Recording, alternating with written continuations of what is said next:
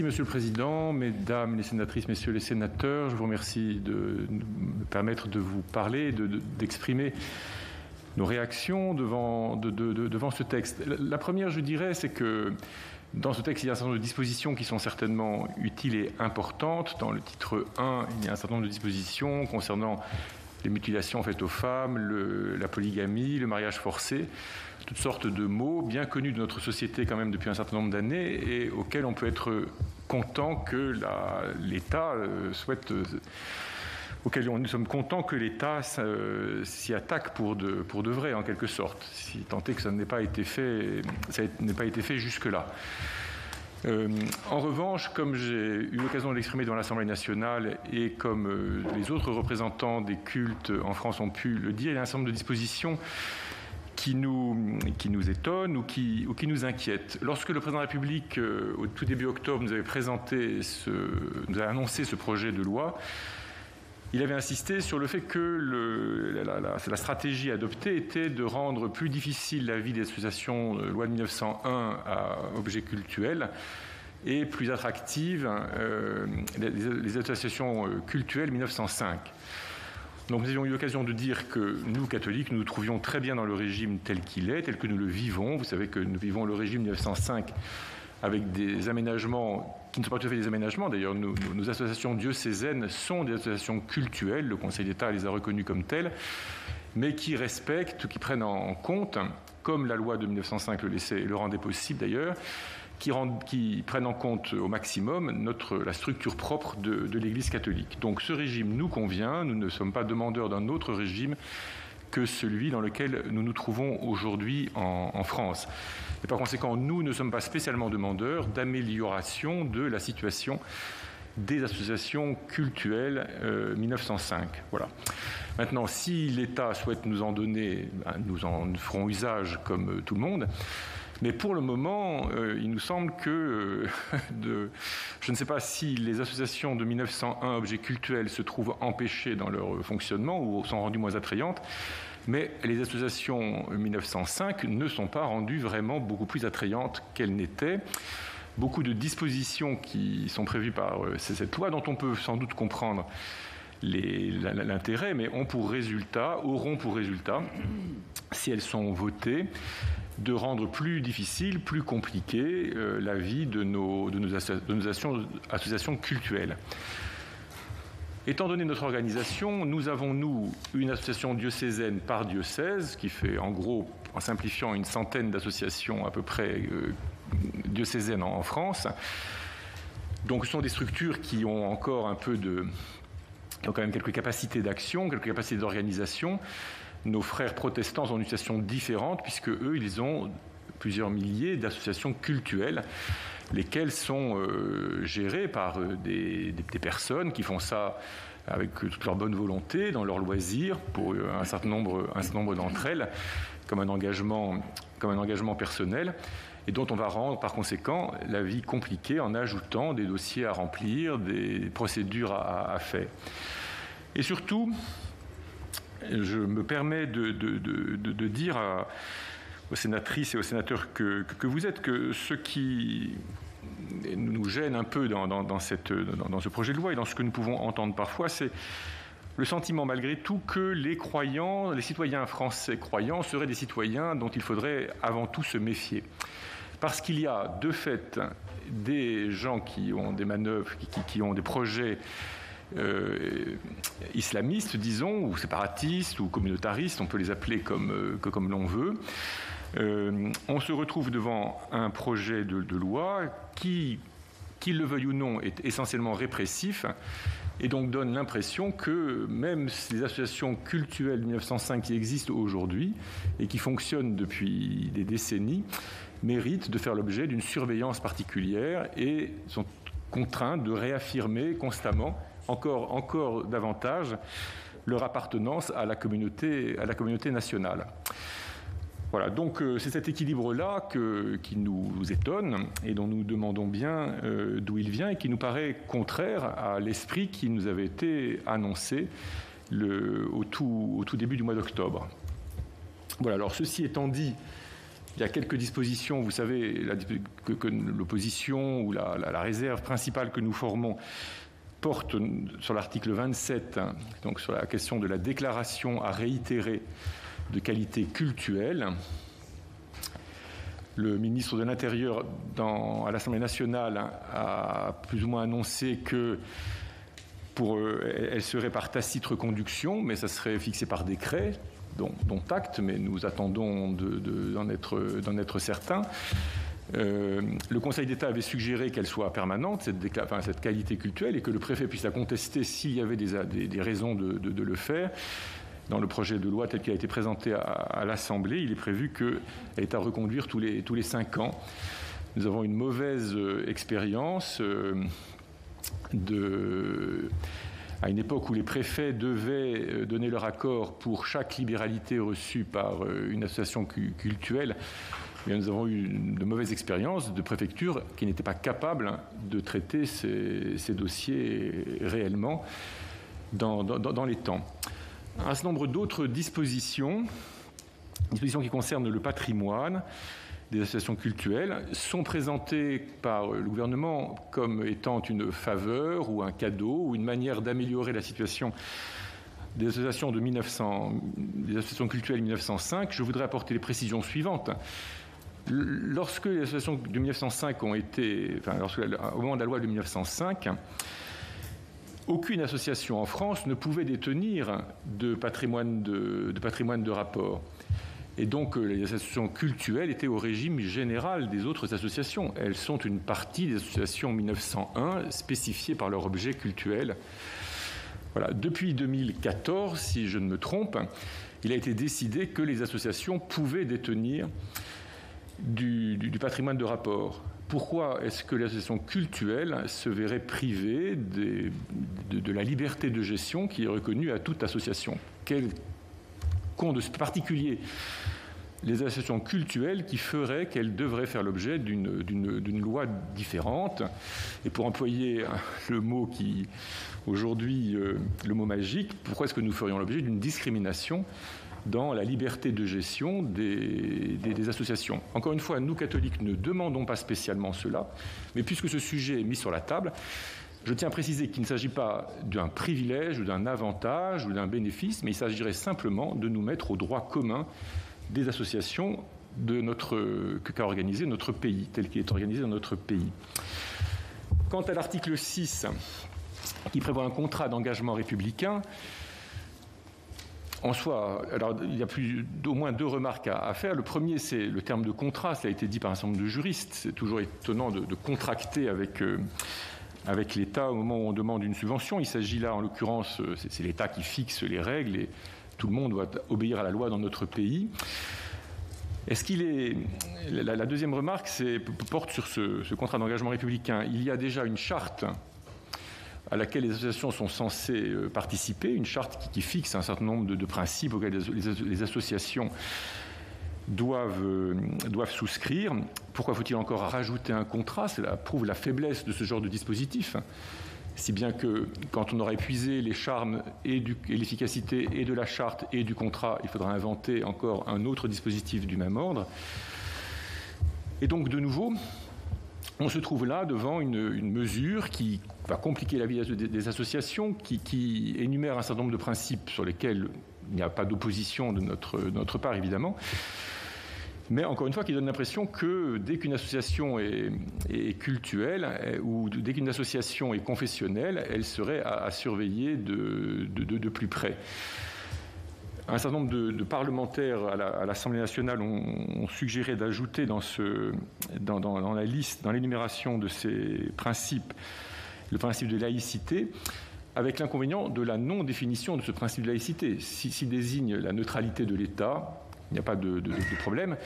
En matière d'association, est-ce que cela veut dire que le Secours catholique devrait ne plus être catholique, que l'entraide protestante ne devrait plus être protestante, que le comité catholique contre la faim et le développement ne devrait plus être catholique non plus? Voilà, ce sont des questions auxquelles la rédaction de cet article 6 ne répond pas et ne permet pas d'être en sécurité, ne permet pas d'être très sûr. Voilà, donc au total, Nous comprenons bien, et je pourrais donner des exemples s'il le fallait, mais vous êtes des parlementaires, vous connaissez mieux que moi la réalité de la situation de notre pays. Il y a des faits qu'il faut prévenir, il y a des actes qu'il faut punir, il y a des menées dans notre pays qu'il faut combattre. Nous n'avons pas d'objection à cela, et c'est de la responsabilité de l'État de le faire, bien sûr. Mais nous avons le sentiment, partagé par l'ensemble des représentants des cultes, que pour lutter contre une pincée d'islamistes, c'est l'ensemble des citoyens croyants de notre pays qui vont voir l'organisation de leurs églises, de leurs confessions, se trouver alourdie et compliquée.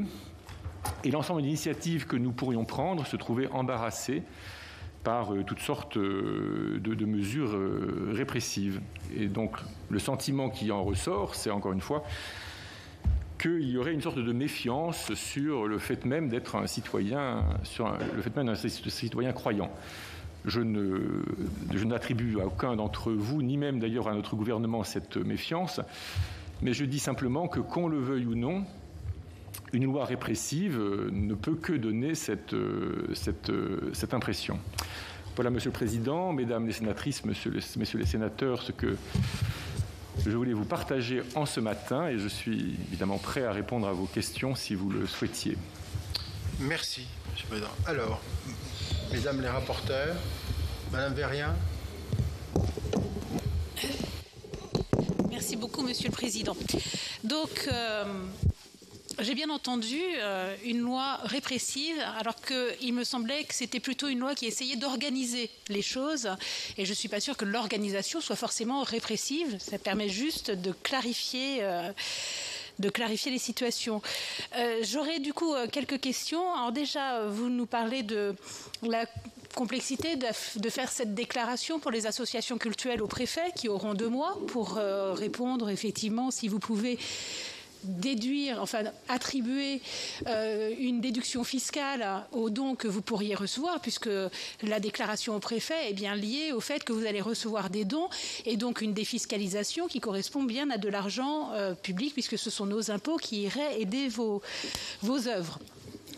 Aujourd'hui, vous êtes obligé de demander un rescrit, déjà, fiscal, pour pouvoir obtenir cette autorisation. Tous les combien est-ce que vous êtes obligé de demander ce rescrit? Est-ce qu'il se renouvelle régulièrement ou pas? Et est-ce que franchement, la complexité de cette déclaration est vraiment plus lourde que ce rescrit? Ensuite, un autre texte avait fait couler de l'encre, y compris dans les milieux catholiques, qui était la loi de notre collègue Françoise Gatel, qui en dira peut-être un mot tout à l'heure, concernant les établissements privés hors contrat, qui justement cherchait à réglementer de façon un peu plus carrée que ça ne pouvait l'être jusqu'à présent. Est-ce qu'aujourd'hui, puisqu'elle a, je pense, été jugée liberticide, etc. J'ai aussi lu des choses très extrêmes dans les journaux sur ce sujet. Est-ce qu'aujourd'hui, vous avez, sur l'enseignement catholique, des conséquences connues des écoles qui auraient été fermées ou martyrisées par ce texte? Et ensuite, quand vous parlez de la laïcité dans les engagements républicains, en tout cas en sortie de commission, dans le texte, ça n'y figure pas. On est bien d'accord. On demande de respecter les valeurs de la République et non pas au niveau des associations, d'être laïque, et ce qu'on peut bien comprendre. Voilà, merci. Si, peut-être Madame Sage-Brignot, puis je vous laisserai... Je ne vais pas prendre la parole trop longtemps parce que je pense que c'est important qu'on ait un échange avec tous les membres de la commission. On a entendu vos inquiétudes et vos questionnements sur cette loi. Je ne suis pas persuadée que la loi soit répressive, mais la loi, elle essaye de faire face à une difficulté commune que nous avons, et vous en avez parlé. Vous avez évidemment noté ce à quoi nous devons faire face. Juste pour vous dire que vous vous interrogez sur la signature d'un engagement, d'une charte à l'article 6. Juste pour préciser, c'est aussi un engagement qui sera demandé à toutes les associations qui bénéficieront de subventions publiques. Donc c'est pas... Voilà. Bon. Moi, je voulais juste une question, alors peut-être qui n'est pas tout à fait avec les propos que vous avez tenus, mais qui est liée quand même, sans trahir de secret, parce que voilà, moi, je voulais savoir sur ce sujet-là, ce combat que nous avons à mener contre une partie de notre population. Vous avez des échanges interreligieux régulièrement. C'est évident que vous avez des échanges interreligieux. Je voudrais savoir si vous en parlez avec les représentants de la communauté musulmane, si vous avez abordé ce sujet auquel la France doit faire face, parce que c'est une réalité. Voilà. Et est-ce que vous avez pu échanger pour trouver d'autres solutions entre vous, entre croyants? Je pense que ça, c'est aussi important qu'on puisse savoir comment vous l'avez abordé entre croyants, ce sujet que nous avons abordé aujourd'hui. Merci. Je vous donne la parole. Merci, mesdames les sénatrices. Donc, je vous remercie vraiment pour ces questions. Sur la première question concernant le rescrit, pour le moment, ce rescrit est à redemander lorsqu'une association diocésaine, il faut que le père de Voilemont m'aide, n'a pas reçu de libéralité pendant une certaine période. Et donc, elle en ferait de nouveau état. À ce moment-là, il est à redemander. Je crois que la période est de 5 ans, de fait. Mais c'est une réalité qui se présente relativement rarement parce que, pour le moment, nous avons la chance d'avoir des libéralités régulières. Donc, nous ne sommes pas obligés à ce travail. Je redis que sur ce sujet-là, honnêtement, nous avons une centaine d'associations diocésaines. Elles sont relativement structurées. Ça ne fera jamais qu'un dossier de plus à remplir. C'est pas... Mais je souligne la gêne que cela représente pour d'autres cultes, comme les protestants, qui ont une association cultuelle par lieu de culte et par conséquent moins d'administration, moins de capacité d'administration que nous en avons. Et je n'ai pas de principe. Moi, personnellement, je comprends très bien que l'État vérifie ce qu'il fait ou ce qui est fait des déductions fiscales qu'il accorde. Vous avez dit que c'était l'argent de nos impôts qui finançait vos œuvres, et vous dit ce sont les œuvres des catholiques qui sont aussi des citoyens français et dont une grande partie paie des impôts tout de même, ou en tout cas ils n'en paient pas moins que les autres citoyens de notre pays. Donc ce sont les œuvres des catholiques, des citoyens catholiques français. Concernant les écoles hors contrat et la loi Gatel, donc l'enseignement catholique est organisé massivement sous contrat, comme vous le savez bien, et nous, en tout cas comme évêque, le plus clair de mon temps consiste à supporter, à soutenir, à encourager, à vivifier cet enseignement catholique sous contrat. Je ne m'occupe pas spécialement de l'enseignement hors contrat, donc je n'en prends pas compte. Là, je crois qu'on est devant un principe beaucoup plus large que ce que je peux représenter, qui est la question de la part de liberté que l'État veut bien donner aux parents et de responsabilité dans l'éducation des enfants. Alors, on peut entrer dans tout un débat philosophique sur le sujet. Je ne crois pas qu'il y ait... il faudrait regarder pour chaque école, dans chaque cas, ce qui s'est passé. Je comprends très bien la problématique que le président de la République et le ministre de l'Intérieur soulignent, ou expriment très, très clairement, de la déscolarisation d'un certain nombre d'enfants, notamment de petites filles dans un certain nombre de nos quartiers, qui camouflent en fait le fait qu'elles vont dans des espèces d'écoles, de pseudo-écoles, et je comprends très bien la nécessité de lutter contre cela. Mais c'est toujours pareil, et j'en viens à ce que donc vous disiez sur le fait que est-ce que la loi est répressive alors qu'elle essaie d'organiser? Certes, elle organise, mais elle organise notamment des réalités qui existent déjà, qui fonctionnent très bien et qui n'ont pas besoin, qui ne pensaient pas avoir besoin de davantage d'organisation. Alors après, il faut faire dans notre pays de la place à nos concitoyens musulmans. Il faut leur permettre de trouver une place et un mode d'organisation dans notre pays. C'est une difficulté spéciale. Et si vous permettez peut-être une considération plus, je ne sais pas comment il faut dire, plus philosophique, je crois pouvoir dire quand même que la difficulté dans laquelle nous trouvons en France est la suivante, c'est que le mode que nous avons trouvé, et la séparation même entre l'État et les églises, c'est fait dans une matrice chrétienne, c'est dans un pays qui a été façonné par des siècles de christianisme. Et donc c'est le principe même de la religion chrétienne qui rend possible en quelque sorte cette séparation telle que nous l'avons conçue.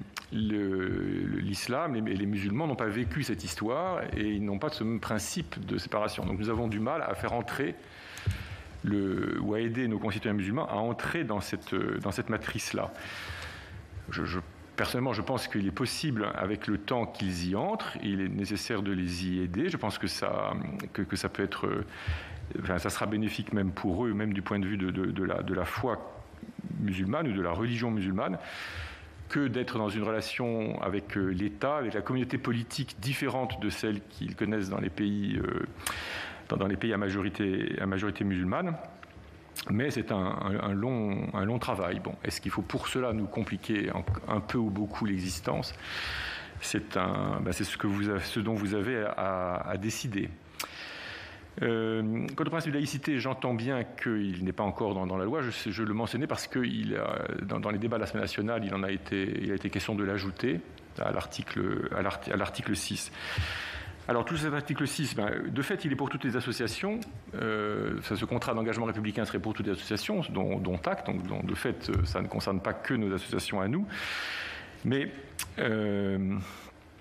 voilà, il vient ajouter encore des engagements.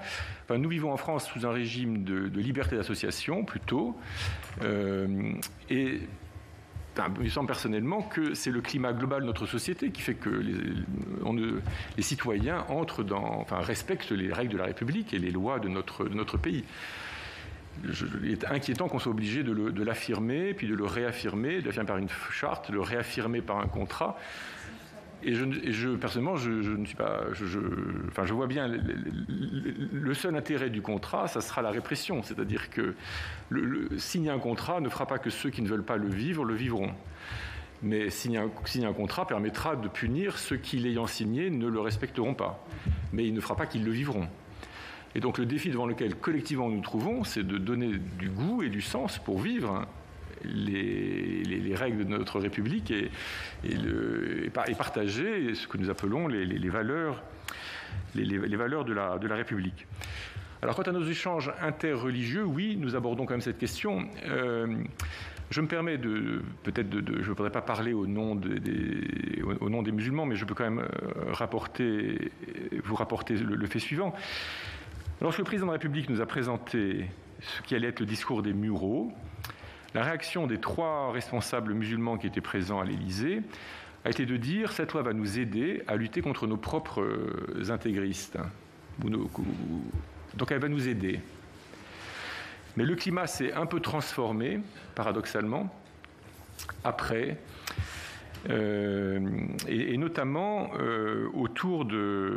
après l'assassinat de Samuel Paty, et de l'assassinat de Nice, mais surtout après l'assassinat de Samuel Paty, et à cause de tout ce qui a été vécu à ce moment-là autour de la question des caricatures, encore une fois, qui a donné à nos concitoyens musulmans l'impression que finalement, ce que la République voulait, c'était qu'elle allait organiser le fait que l'on pouvait se moquer de la foi musulmane.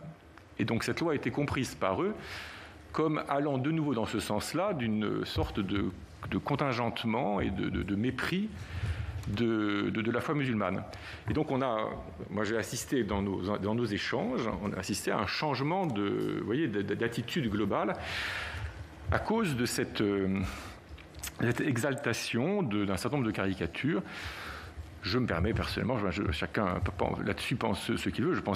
Pour ma part, je pense qu'il faut laisser la liberté aux caricaturistes. Mais les caricatures de Charlie Hebdo ne me paraissent pas représenter le sommet de l'esprit français. Et personnellement, je ne me crois pas, comme citoyen français, obligé de considérer que ces caricatures représentent le meilleur de l'intelligence française telle qu'elle a pu se distiller pendant les siècles. Voilà. On a donné un peu l'impression parfois que ça fait partie du catéchisme qui allait nous être imposé. Les choses ont un peu changé, mais cette affaire a changé un peu l'attitude, la compréhension de l'équilibre de la loi par nos interlocuteurs musulmans. Merci. Alors, je vais donner la parole à ceux qui me l'ont demandé. Tout d'abord, Madame Nathalie Goulet, puis Madame Françoise Gatel. Oui, Monsieur le Président, merci beaucoup. Moi, je suis plutôt très favorable à l'ensemble des dispositifs, même s'ils sont déclaratifs, qui ont trait aux associations, pour une raison très simple, c'est qu'on les réclame depuis longtemps. Alors que cela crée une perturbation en raison du principe républicain de l'égalité devant la loi, je comprends bien, mais en même temps, on ne règle pas des problèmes en créant des discriminations ou des divergences dans l'application de la loi. L'égalité devant la loi, c'est quand même un principe fondamental. Moi, je voudrais vous poser deux questions.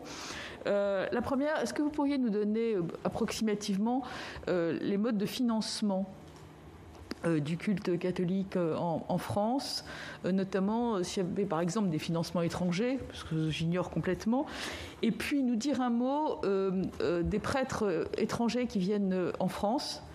Ce serait intéressant de savoir quel type de formation ils ont et quel contrôle, entre guillemets, vous avez sur leur formation. Merci. Merci, Mme Goulet. Madame Gatel, merci. Puis ensuite, Monsieur Sueur. Merci, Monsieur le Président. Je vous remercie de votre franchise d'expression de vos craintes sur cette loi. 1905 a été vécu par la religion catholique comme une atteinte à la liberté de culte et à ce qui a fondé, vous l'avez dit, et ça n'est pas un avis moral, notre société.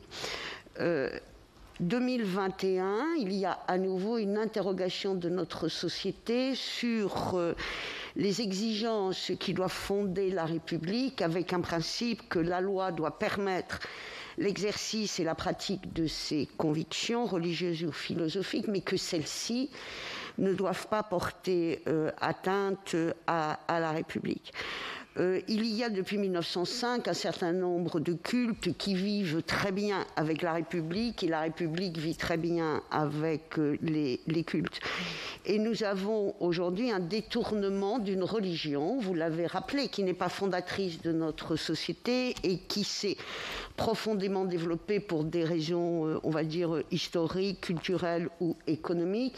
Et cette même religion est aujourd'hui victime de ceux qui la détournent à des fins de conquête sociétale et politique, ce qui amène sans doute le gouvernement à proposer ce texte.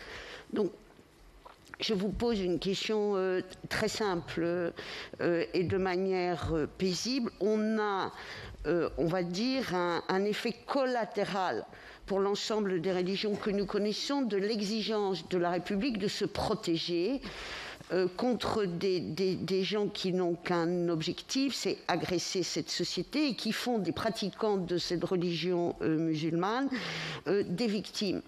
Donc, j'entends, on va dire, le désagrément, la gêne, mais ma question est simple. Est-ce que, au fond, n'y a-t-il pas, si on fait la lecture des effets de cette loi à une échelle de 4 ou 5 ans, y aura-t-il une entrave à votre liberté d'exercer votre culte, de le pratiquer? Et pensez-vous qu'il y a là plutôt une exigence républicaine qui peut servir même à protéger l'ensemble des cultes? Je vous remercie. Merci Mme Gatel. Monsieur Sueur. Oui, merci Monsieur le Président.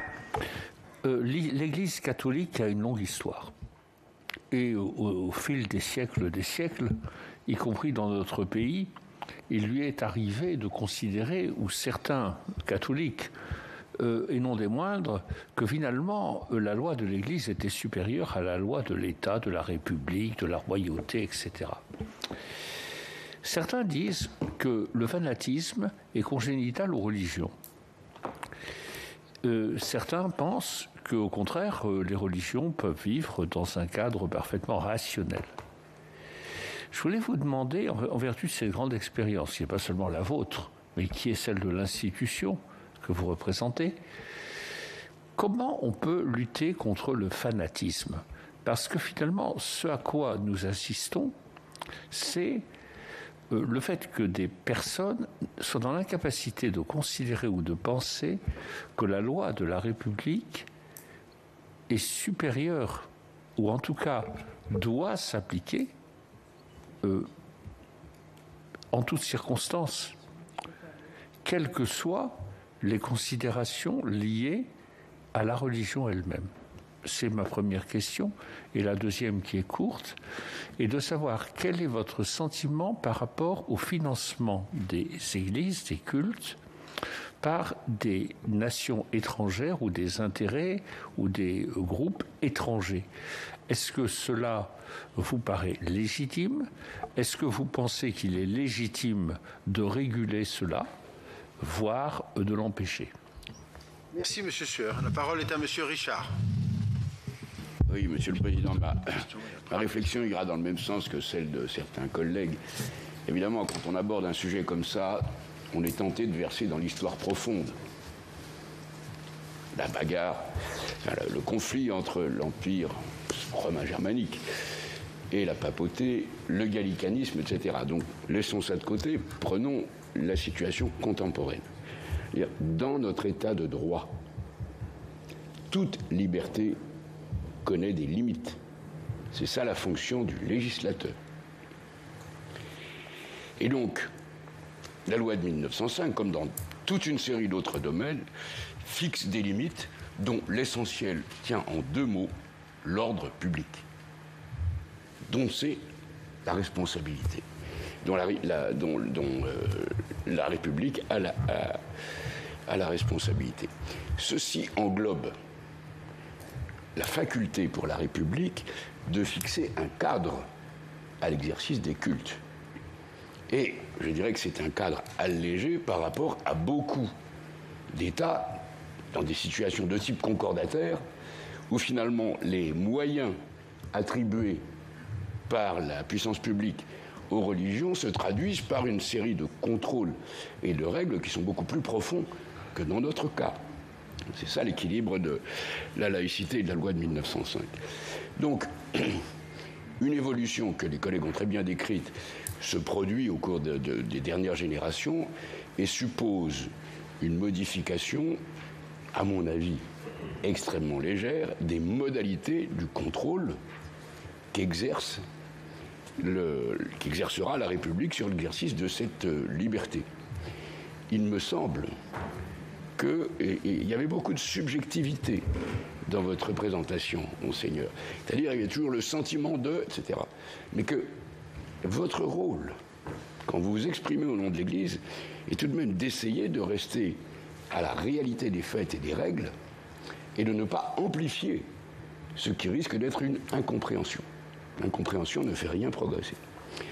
Et il me semble que vous ne pouvez être que d'accord avec le principe que cette fonction d'encadrement de l'exercice des cultes qui incombe à la République doit s'exercer dans des conditions identiques entre les cultes, quelles que soient les différences entre eux.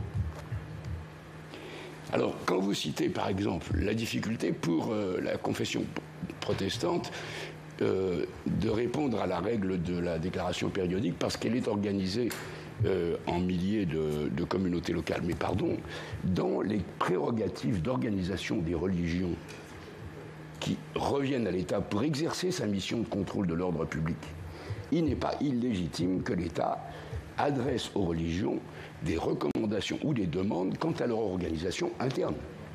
Et c'est bien tout ce dont nous sommes en train de discuter en ce qui concerne la confession musulmane, où cette organisation interne est particulièrement défectueuse vue de ce point de vue.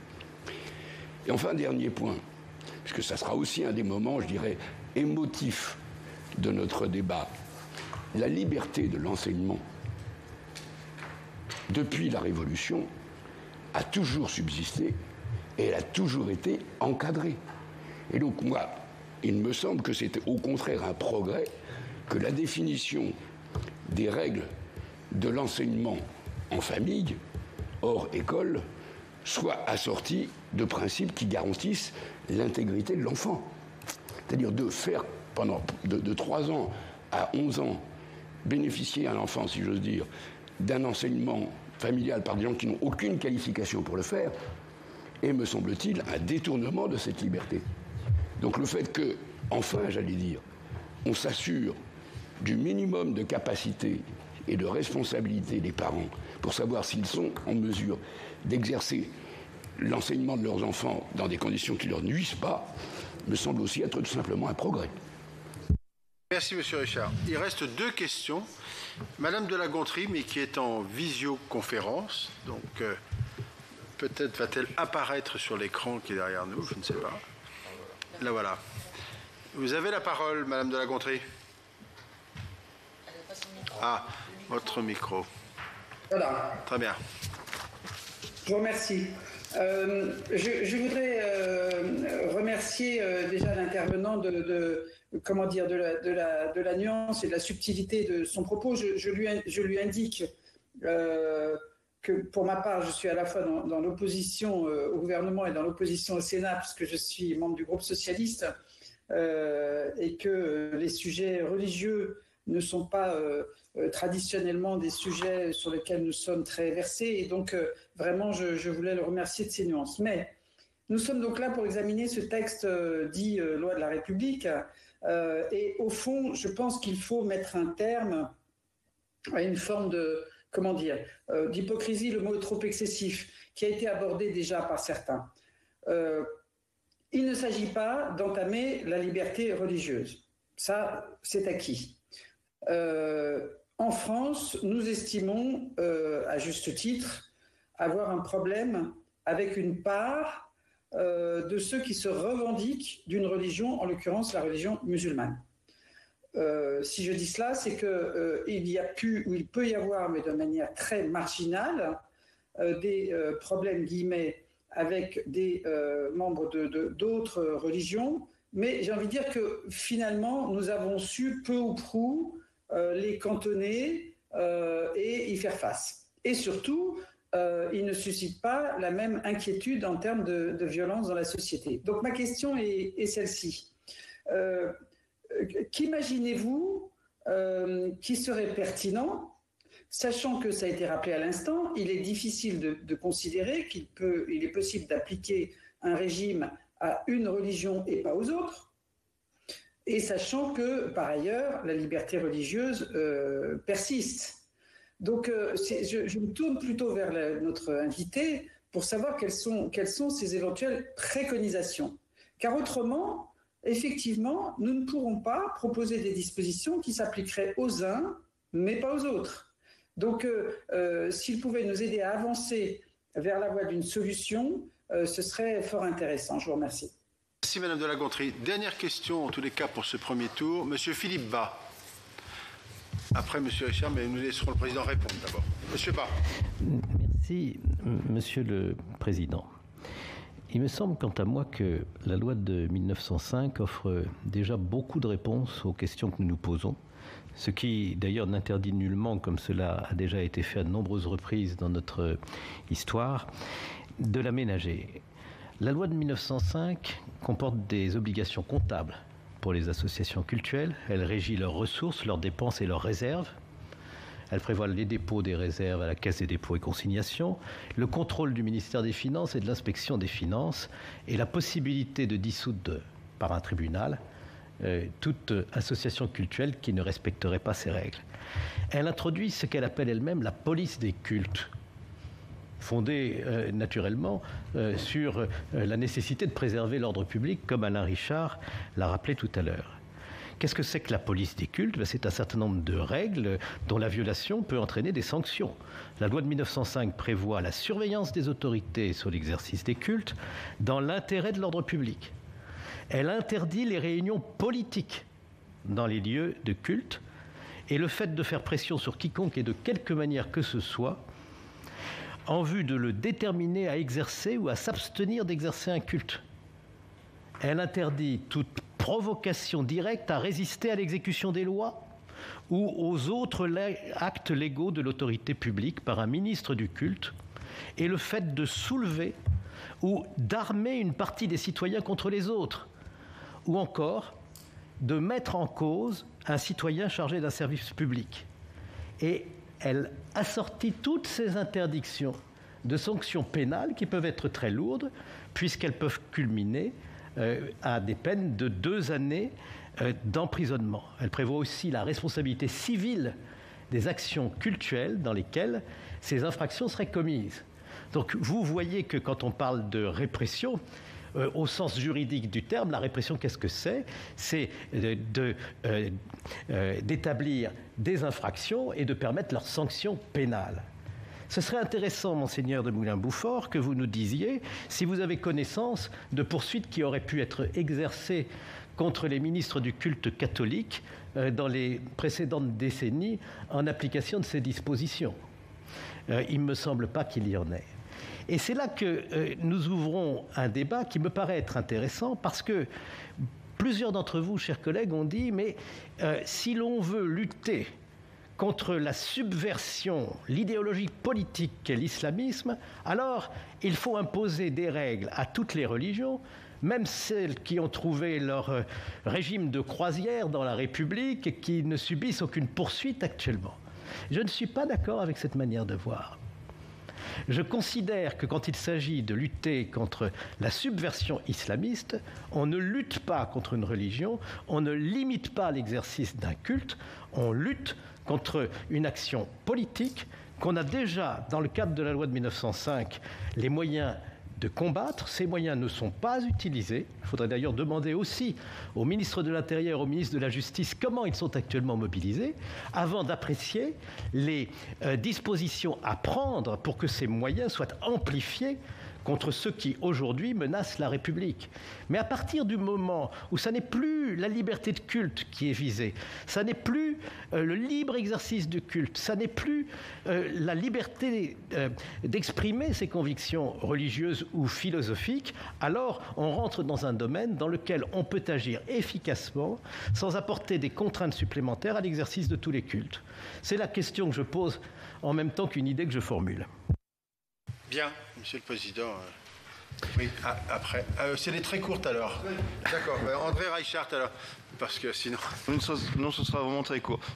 Monseigneur, je suis de ceux qui pensent qu'un des vrais problèmes qui concerne la religion musulmane et qui est, à mon sens, une des raisons de la montée de la radicalisation chez un certain nombre de ces fidèles, c'est l'absence de qualification d'un très très grand nombre d'imams dans ce pays. Vous savez que bien sûr ils sont choisis par les représentants des mosquées, enfin vous savez tout ça. Donc le texte que nous examinons ne parle absolument pas de qualification des ministres du culte. La question que je voudrais vous poser, elle est très directe.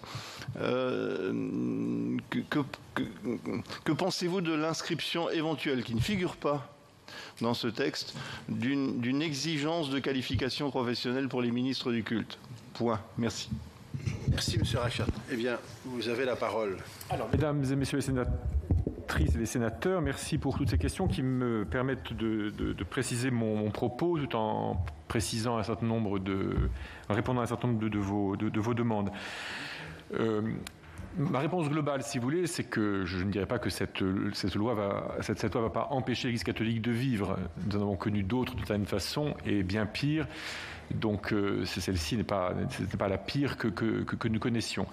Néanmoins, elle représente une inflexion cette loi représenterait ou représentera une inflexion dans le traitement des cultes en France. Et mon sentiment, qui n'est pas qu'un sentiment, on part en mon analyse alors, je ne veux pas être uniquement dans le ressenti, mon analyse qui rejoint quelques-unes des remarques qui ont été faites, c'est que il eût fallu et il faudrait appliquer strictement la loi telle qu'elle existe déjà. C'est-à-dire qu'on rajoute des lois alors que depuis des décennies, il y a un certain nombre de lois qui existent et qu'en réalité, on n'applique pas. Et il y a, alors je viendrai dans le détail, un certain nombre de pratiques qui auraient pu être depuis longtemps condamnées. J'ai signalé en commençant l'intérêt du titre 1 qui s'oppose au mariage forcé, à la polygamie et à l'excision. La question de la polygamie, une question bien connue des assistantes sociales ou des services sociaux dans un certain nombre de parties de notre pays et à laquelle on s'est peu attaqué. Alors, je vais répondre aux questions de Madame Goulet concernant le mode de financement de l'Église catholique. L'Église catholique, elle vit à partir des dons des fidèles, peut-être des dons qui sont faits au cours de la messe, ou des offices, un baptême, ou à l'occasion d'un sacrement, qui peuvent être des dons faits chaque année, annuellement, dans ce que nous appelons le denier de l'Église, qui a été mis en place après 1905, lorsque les prêtres se sont retrouvés sans aucune ressource et qu'ils en ont été réduits à aller quêter régulièrement porte à porte. Donc petit à petit, cette pratique humiliante a été organisée dans un système qui s'appelle aujourd'hui le denier de l'Église et qui fonctionne très bien et dont nous ne souhaitons pas, enfin, nous ne demandons rien d'autre. Et comme j'ai pu le dire à l'Assemblée nationale, l'Église de France ne reçoit aucune subvention de l'extérieur, ni aucune aide de l'extérieur. C'est nous qui soutenons et le Saint-Siège, notamment par un dispositif qui s'appelle le Denier de Saint-Pierre, qui est une quête faite chaque année. Et d'autre part, nous soutenons beaucoup de diocèses ou de réalités ecclésiales dans les pays d'Afrique ou d'Asie. Nous avons encore les moyens de faire cela et c'est dans ce sens-là que vont les flux financiers. Alors après, on ne peut jamais exclure qu'un jour, un Américain ait envie de faire un don, ça peut toujours arriver. Et je n'ai personnellement aucune espèce de réserve sur le fait que ça puisse être contrôlé. Et là-dessus, je ne me suis pas prononcé, je ne me prononcerai pas. Toutes les mesures de contrôle financier sont les bienvenues. L'expérience prouve, et l'expérience de la vie m'a prouvé, que tout flux d'argent qui n'est pas un peu surveillé risque un jour de susciter un canal de dérivation qui le fait arriver dans la poche pour laquelle il n'était pas prévu. Donc je n'ai pour ma part aucune réserve sur ces règles-là. En revanche, on peut s'interroger et je me suis permis de m'interroger sur le fait que la liberté de gestion des dons que nous recevons ne soit pas respectée. Alors une autre source de financement, je tiens à le dire, ce sont les legs que nous pouvons recevoir et qui sont encore aujourd'hui une source de financement très, très, très importante, dans lequel il peut se trouver des immeubles que pour le moment nous sommes obligés de vendre, que nous ne pouvons pas garder si nous n'avons pas l'usage. Ce qui fait qu'après, nous avons de l'argent que nous plaçons, il faut bien en faire quelque chose, en attendant de pouvoir l'utiliser. Et puis pour garantir en particulier le paiement des salaires, car nous avons aujourd'hui quand même un certain nombre de salariés auxquels il faut bien que nous puissions garantir les salaires que nous leur devons. Les comptes sont publiés, ils sont certifiés, ils font l'objet de toutes sortes de vérifications, comme Monsieur le sénateur Bas a pu le rappeler. Nous faisons l'objet de beaucoup de surveillance. Alors, concernant les prêtres étrangers qui viennent en France, ils ne sont, au contraire des imams détachés, ils ne sont pas des fonctionnaires de l'État qui les envoient, et ils viennent dans le cadre d'une convention entre deux diocèses, donc un diocèse africain ou asiatique ou autre, ou européen, et puis un diocèse français. Ils sont rémunérés comme un prêtre français. Ils sont pris en charge par la CAVIMAC, qui est notre association, notre caisse de retraite. Un certain nombre viennent ici pour faire des études, soit dans des instituts catholiques, soit dans des universités françaises, et contribuent au rayonnement de notre pays de ce point de vue-là. Et leur formation est assurée dans des séminaires ou des universités catholiques, ou pas d'ailleurs, enfin ça dépend, pour le coup ça dépend vraiment de chacun, soit dans leur pays d'origine, soit à Rome, soit chez nous. Un certain nombre étudient ou ont étudié, par exemple, à l'Institut catholique de Paris ou de Toulouse, etc. Mais aussi à la Sorbonne, mais aussi dans d'autres universités, à Reims, au moins 3 prêtres étrangers qui étudient à l'université de Reims.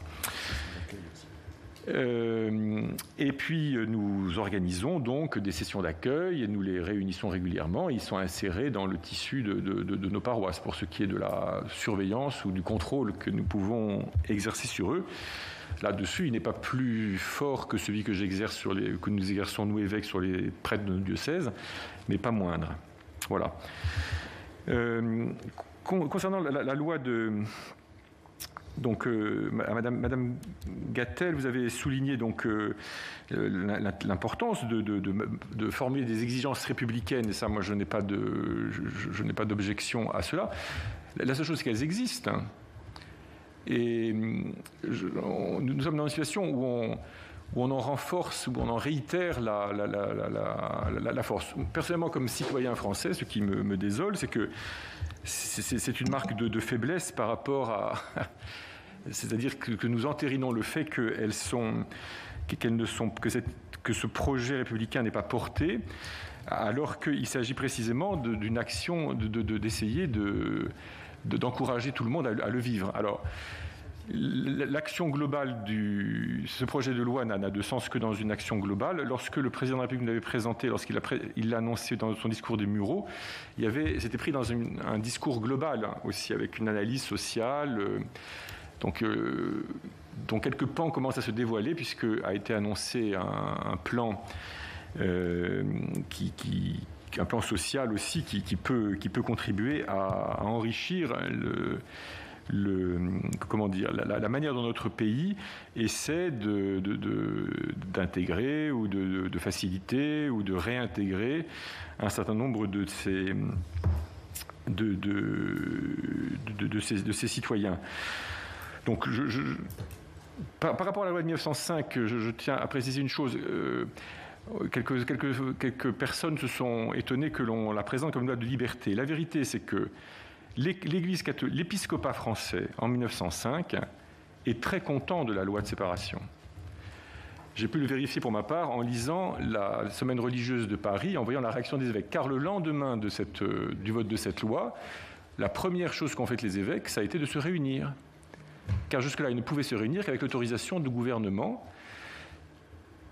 et au risque de sanctions qui pouvaient être la perte du salaire, du traitement, qui pouvaient être plus graves encore, s'il le faisait en dehors de l'autorisation du gouvernement. Donc, de fait, comme ça a été souligné, le cadre qu'a organisé la loi de 1905 est beaucoup plus léger que celui qu'organisait le Concordat et que peuvent organiser un certain nombre de concordats dans d'autres pays. Je dirais d'ailleurs que les évêques se sont d'autant plus vite consolés de la loi de la séparation que assez vite, la loi de séparation a été suivie du vote d'une loi étendant le congé dominical à l'ensemble des salariés, loi qui a été votée par une coalition de députés socialistes et de députés catholiques, et dont les évêques se sont félicités et qui les a consolés de cette loi de 1905. Après, que la population française ait réagi différemment à cette loi, ça c'est une chose, et en particulier à la pratique, au fait des inventaires. Mais sur la séparation elle-même, elle était, je crois, nécessaire, elle était nécessaire et attendue. Ensuite, le Conseil d'État a veillé à ce a permis qu'il y ait une interprétation, disons, libérale de la loi, dans l'esprit que l'on dit être celui d'Aristide Briand, plutôt que celui des tout premiers promoteurs de cette loi, et ce qui fait que nous sommes arrivés à un équilibre qui permet en France de vivre, et dans lequel, de fait, personnellement, je comprends très bien que l'État français veuille encourager, et même un peu plus qu'encourager, nos concitoyens musulmans à faire entrer dans ce cadre-là leurs institutions. Donc moi, je comprends très bien le principe de la migration, et nous comprenons très bien le principe de pousser à la migration des associations 1901 objets cultuels vers les associations 1905. Après, pourquoi faut-il pour autant durcir le statut de 1905, qui sont déjà des associations plus contraintes que les autres dans notre système français, et dont il serait déjà bon de faire respecter l'intégralité des dispositions. Et on pourrait faire ceci sans attenter à l'égalité républicaine, qui est évidemment un principe auquel on ne peut pas revenir. Pour répondre à M. Sueur, quel est le remède au fanatisme ? Bien, moi, je dirais que... Je vais prendre un exemple historique, si vous voulez. Paradoxalement, je dirais que le remède au fanatisme ou au radicalisme, comme on le dit parfois aujourd'hui, c'est la radicalité de la foi. Le chrétien, la figure du chrétien le moins fanatique, c'est François d'Assise, qui est aussi le plus radical.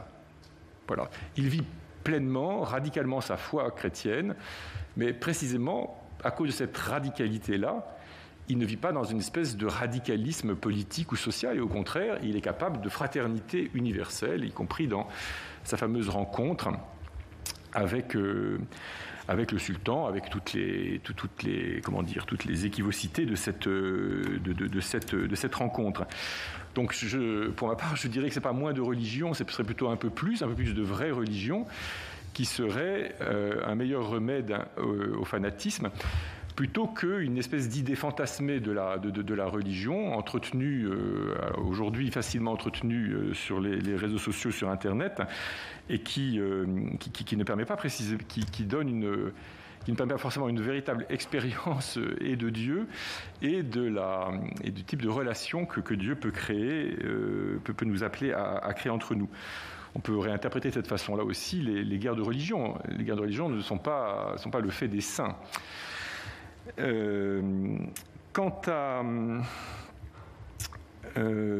au financement de l'Église par des nations étrangères, moi, je comprends très bien que je n'ai pas de réserve à ce que l'on contrôle le fait que des églises soient financées par des États, qu'on ne veuille pas qu'une religion soit financée par des États étrangers.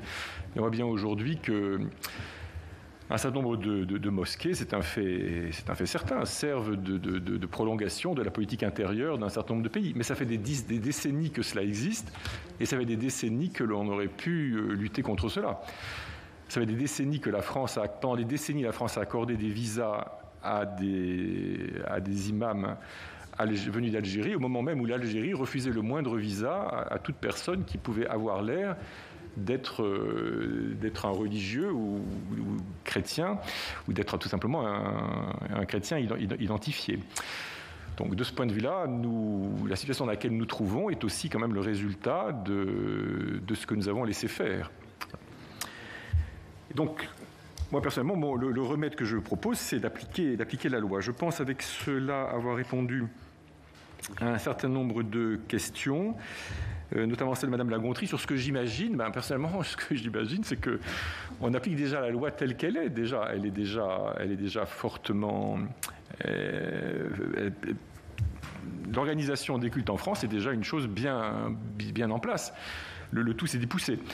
De ce point de vue-là, les efforts faits sur la formation des imams, je réponds là à cette question de M. Reichert, me paraît une très bonne... l'initiative du gouvernement me paraît intéressante de pousser les musulmans à la formation des imams. L'inscription dans la loi d'une exigence de professionnalisation poserait la question. Le problème suivant, c'est que la loi viendrait pour le coup organiser un culte quand même. Avec le risque d'aller dans un sens peut-être qui peut être celui que l'on a dans certains pays où les imams sont des fonctionnaires de l'État, mais il ne s'agit pas de faire cela.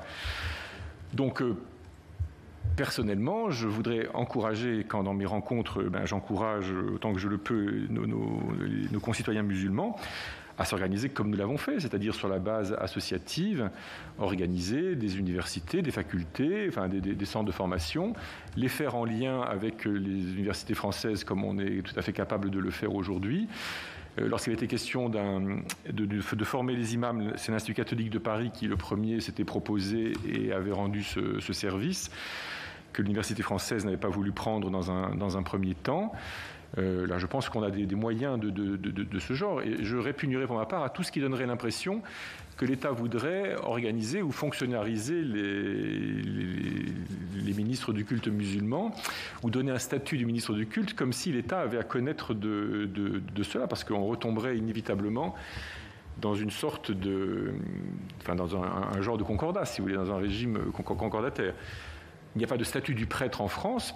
L'État ne sait pas... Voilà, nous sommes des citoyens comme les autres et nous exerçons notre activité sur la base des ressources que nous sommes capables de mobiliser et qu'on est capable de mobiliser de manière paisible dans notre pays, et en essayant de contribuer au bien commun de notre pays. Merci. Alors, il reste une dernière question, qui est M. de Bellnay, qui a demandé la parole. Je vais lui donner. Merci, Monsieur le Président. Je demanderai donc de répondre, puis ensuite nous lèverons la séance pour accueillir les suivants. Monsieur de Bellnay. Merci, Président, Monseigneur. Ma question était identique à celle d'André Reichert, mais je voudrais quand même revenir sur un point. L'État est légitime pour prévenir, endiguer, punir les troubles à l'ordre public. très bien. Et s'agissant des religions, il est légitime pour amoindrir la liberté de culte.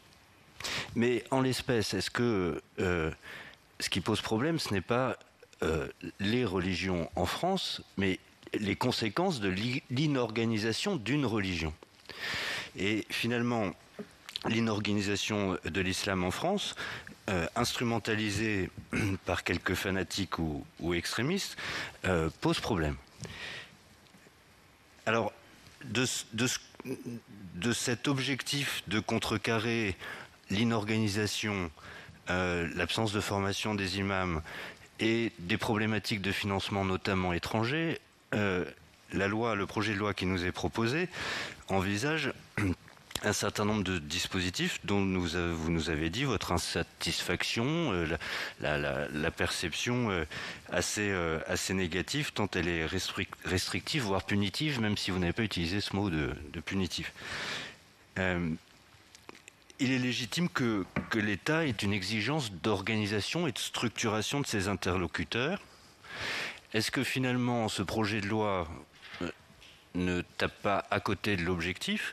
Et est-ce que vous avez réfléchi à une alternative à ces dispositifs législatifs, peut-être avec une exigence d'organisation d'un contrôle interne que l'État exige par la loi, une forme d'organisation, sans revenir sur les éléments relevant du concordat que vous évoquiez à l'instant.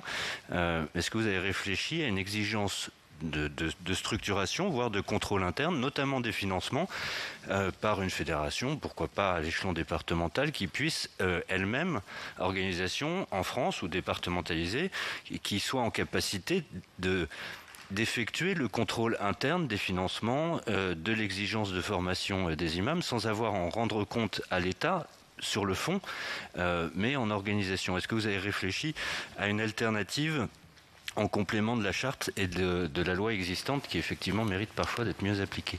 Merci, cher collègue. Monsieur le Président. Alors, je ne prétends pas quand même tout savoir et tout décider. Je ne suis jamais que le président de la Conférence des évêques de France, donc je ne suis pas chargé d'organiser ni la vie en France, ni encore moins la vie des musulmans eux-mêmes. Les gouvernements successifs s'y sont quand même attelés. Et pour le moment, il existe un organisme qui s'appelle le CFCM, dont on sait les fragilités, mais qui a quand même quelques mérites. Notre contribution à nous, autres cultes en France, c'est de prendre au sérieux l'existence du CFCM. C'est notre interlocuteur aussi, et nous nous plions à cette règle, enfin à cette organisation, ce qui permet quand même de contribuer à le renforcer et à le légitimer dans notre société. C'est un début de cela. Je pense que nous avons pu encourager la question de la charte des imams qui a été obtenue et qui a fait l'objet de discussions, mais qui finit par être acceptée quand même. Et nous continuerons à aider de cette manière-là. Nous nous situons plutôt du côté de ce qu'on appelle aujourd'hui le soft power, plutôt que du côté il ne nous appartient pas d'exercer la loi, et c'est votre difficile responsabilité. Mais qu'il faille pousser et aider les musulmans de notre pays à s'organiser, c'est bien certain. Il y a des raisons bien précises pour lesquelles ils se sont organisés autour des associations de 1901, au point de départ, et non pas autour des associations de 1905. Et je pense que ça peut être la raison initiale pour laquelle ils ont privilégié le régime 1901, mérite d'être étudié, d'être examiné, de manière à les encourager à ce régime des associations cultuelles, qui est, encore une fois, un régime beaucoup plus déjà en lui-même, sans toutes les complications qu'apporte cette loi, un régime déjà bien encadré, bien surveillé, qui serait bon de faire vivre. Merci de vos propos. Merci. Et je propose de lever la séance pour recevoir effectivement Monsieur le Grand Rabbin. Très bien.